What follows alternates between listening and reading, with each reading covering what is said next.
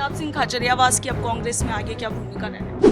अभी तो चुनाव लड़े, कोई भूमिका कांग्रेस में कोई हम माथे मांगता हूँ क्या? ऐसा क्या रहा कि आपकी सरकार ये कार्रवाई नहीं कर पाई जो भजनलाल सरकार ने की? आपको जब हाई कोर्ट का डंडा चला तब उन्होंने कार्रवाई की, बीजेपी की भजनलाल सरकार ने कार्रवाई की है क्या? इसमें आपके राइट हैंड कहे जाने वाले मनोज मुदगल भी बीजेपी में शामिल हो गए। मेरा मानना एक भी आदमी कांग्रेस का बीजेपी में नहीं गया। सोशल मीडिया पर सवाल है कि क्या प्रताप सिंह खाचरियावास ने मनोज मुदगल को रोकने की कोशिश की? जो लोग कांग्रेस छोड़कर गए, मंत्री रहे हुए, उनको पीछे बैठे, उनको जगह नहीं मिल रही। हर किसी को बेवजह बड़ा मत बनाइए, कुछ भी नहीं है। 120 दिन तक हेरिटेज की फाइल को लेकर बैठी रही बीजेपी की सरकार। ये हाई कोर्ट बीच में आया इसलिए कार्रवाई हुई है। भजनलाल सरकार के तो सब नेता भ्रष्टाचार को साथ लेकर घूम रहे थे। कि प्रताप सिंह खाचरियावास और बीजेपी के जो अरुण चतुर्वेदी है, दोनों ने अंदर खाने में मिलकर के मुनीश गुर्जर के निलंबन को लेकर के। अरुण जी तो खुद ही उनके साथ थे। एक उप मुख्यमंत्री की विधानसभा, एक मुख्यमंत्री भजनलाल जी की विधानसभा, एक मंत्री की विधानसभा, तीनों की सब ज्यादा हालत खराब। ये अशोक गहलोत ने 28 तारीख को एक बड़े आंदोलन का धरना प्रदर्शन का ऐलान किया। अशोक गहलोत जी से डर गई बीजेपी की सरकार। नमस्कार, पंजाब केसरी राजस्थान आप देख रहे हैं और मैं हूं आपके साथ इशिका जैन।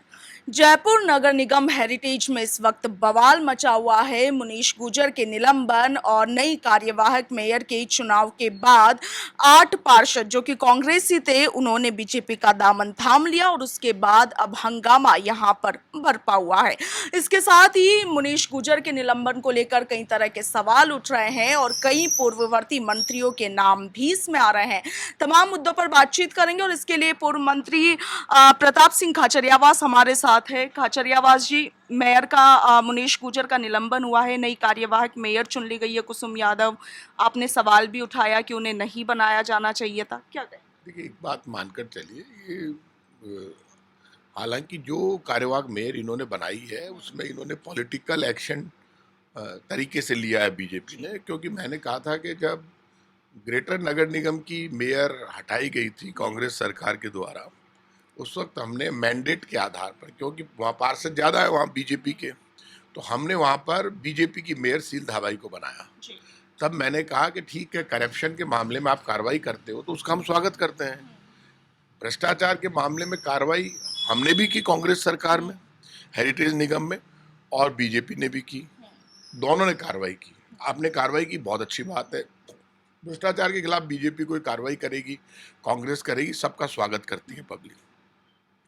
अब आपने वहां पर बीजेपी की मेयर नहीं बनाकर निर्दलीय मेयर को बनाया है, इसलिए आपका पॉलिटिकल एज आपने ठीक कर लिया। मैंने कहा था कांग्रेस की मेयर आप बनाइए, लेकिन इसमें मेरा मानना है कि बीजेपी को आगे बढ़कर जल्दी इलेक्शन करवाना चाहिए, सच्चाई सामने आनी चाहिए। बहुमत किसके पास है?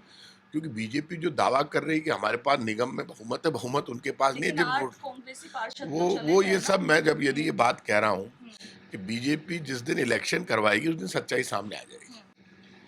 आप कह रहे हैं कि बीजेपी ने करप्शन के खिलाफ कार्रवाई की है, स्वागत योग्य कदम है। जब आपकी सरकार थी उस वक्त भी मुनीश गुर्जर को 2 बार सस्पेंड किया गया, मगर जो कार्रवाई की जानी चाहिए थी उस वक्त वो नहीं हुई और वो बीजेपी सरकार में हुई।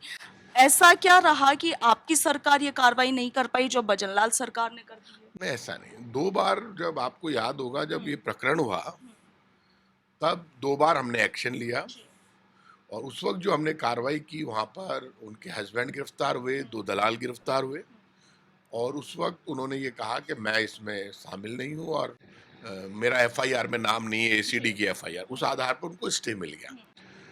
तब ये मामला चला और कांग्रेस का आदमी पकड़ा गया।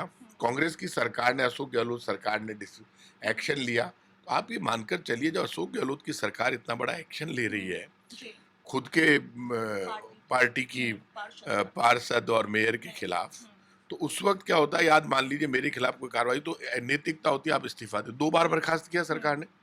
उस दौरान सरकार बदल गई, जांच पेंडिंग थी एसीडी में। एंटी करप्शन डिपार्टमेंट ने उसके बाद उनको मुलजिम बना दिया।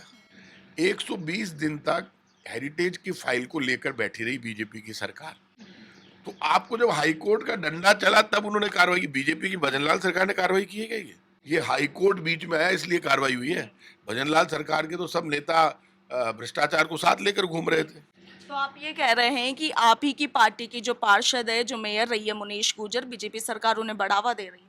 हमारी पार्टी की नहीं है।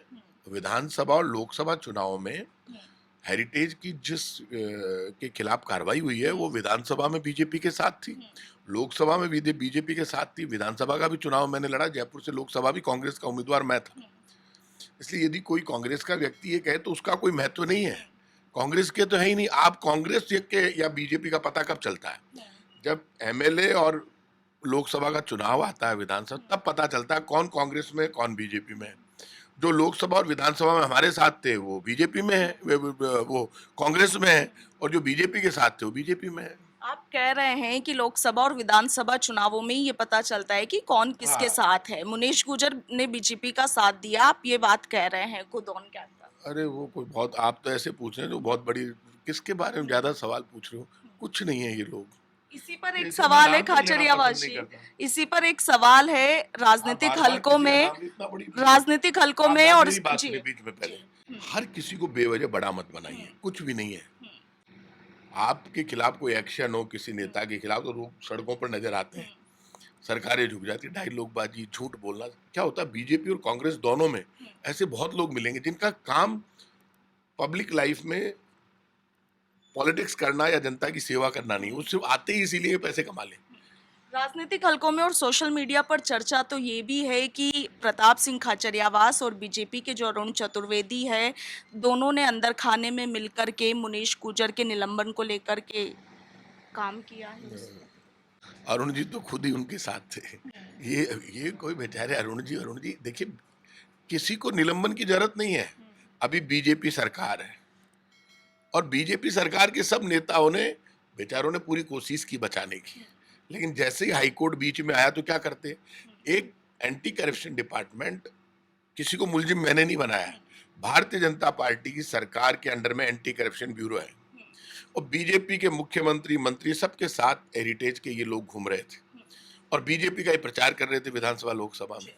लेकिन आप जब एंटी करप्शन कोई कार्रवाई करता है तो उनके पास पूरे प्रूफ होते हैं। प्रूफ क्या होते हैं कि उनके खिलाफ किसी के पास रिकॉर्डिंग है, किसी के पास क्या है, किसी के पास क्या है, तो आपको बचाना आसान नहीं होता। जी, अच्छा, उपचुनाव होने हैं राजस्थान में, कांग्रेस को किस तरह देखते हैं? क्या पार्टी का रहेगा इस बार उपचुनाव? देखिए, राजस्थान में कांग्रेस पार्टी बहुत मजबूती के साथ आगे बढ़ रही है। लोकसभा में हम 11 सीटें जीते और पूरा राजस्थान बीजेपी के उन वादों से परेशान है जो चुनाव से पहले किए थे। राजस्थान में जो बीजेपी की सरकार सड़कें ठीक नहीं कर पा रही, जयपुर राजधानी है, वहाँ खड्डे ही खड्डे हैं, 5-5 घंटे का जाम लग रहा है। उस बीजेपी की सरकार ने बहुत बड़े बड़े वादे किए थे। आप जाओ, आज भी जोटवाड़ा विधानसभा, विद्याधर नगर विधानसभा और सांगानेर विधानसभा, एक उप मुख्यमंत्री की विधानसभा है, एक मुख्यमंत्री भजनलाल जी की विधानसभा, एक मंत्री की विधानसभा, तीनों की सबसे ज्यादा हालत खराब है। इसलिए कांग्रेस के बारे में कम बात हो रही है, लेकिन बीजेपी की फेल्यूर, बीजेपी के धोखे, बीजेपी के नेताओं की काम टालने की नीति की चर्चा ज्यादा है।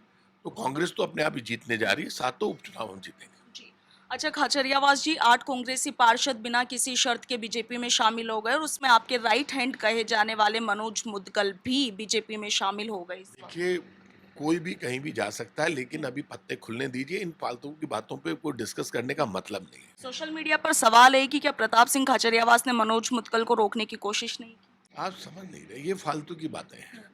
हर बात का, ना तो कोई अभी बीजेपी में गया है, मेरा मानना है एक भी आदमी कांग्रेस का बीजेपी में नहीं गया।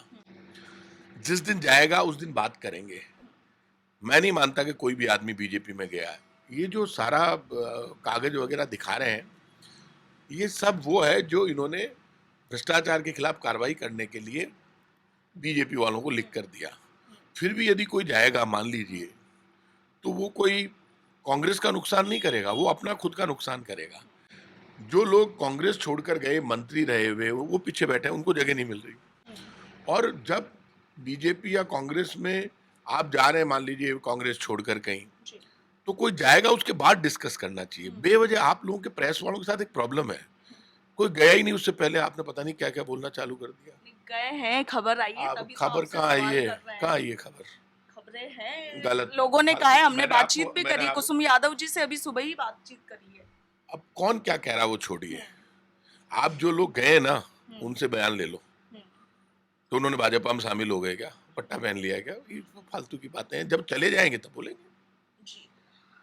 प्रताप सिंह जी, एक मेरा अंतिम सवाल रहेगा, क्योंकि अशोक गहलोत ने 28 तारीख को एक बड़े आंदोलन का, धरना प्रदर्शन का ऐलान किया है गांधी वाटिका को लेकर के, क्या कहेंगे? अशोक गहलोत जी से डर गई बीजेपी की सरकार।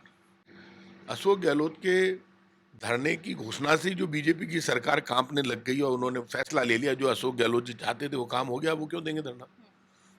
प्रताप सिंह खाचरियावास की अब कांग्रेस में आगे क्या भूमिका रहने वाली अभी तो चुनाव लड़े हैं, कोई भूमिका कांग्रेस में कोई हम माथे मांगता हूँ क्या। कांग्रेस ने एमएलए लड़ा दिया, फिर पार्लियामेंट जीत करके लड़ा दिया, तो इससे बड़ी क्या भूमिका होगी। भूमिका होती है कार्यकर्ता की। जब आप विपक्ष में बैठे हैं तो आप एक कार्यकर्ता है, जब आप सरकार में थे तो मिनिस्टर थे। तो कांग्रेस ने सब कुछ दिया है। ये भूमिका, राजनीति में भूमिका पदों से नहीं नापी जाती, भूमिका सड़कों पर संघर्ष से नापी जाती है, और वो संघर्ष करना मुझे आता है। अभी बीजेपी को कुछ करने दीजिए, सड़कों पर हम नजर आएंगे। पूर्व मंत्री प्रताप सिंह खाचरियावास को आपने सुना। जयपुर नगर निगम हेरिटेज पर मुनीश गुजर के निलंबन से लेकर कुसुम यादव को कार्यवाहक मेयर बनाने पर आपने इनकी राय सुनी, और इसके साथ ही इनका कहना है कि बीजेपी जब जब कुछ करेगी तब तब सड़कों पर उतरकर आम जनता के लिए संघर्ष में करता रहूंगा। इनके बयानों पर आपका क्या कुछ कहना है, कमेंट सेक्शन में जरूर लिखिएगा। फिलहाल के लिए इतना ही। मैं आपके साथ इशिका जैन, वीडियो जर्नलिस्ट दीपक शर्मा के साथ, पंजाब केसरी, राजस्थान।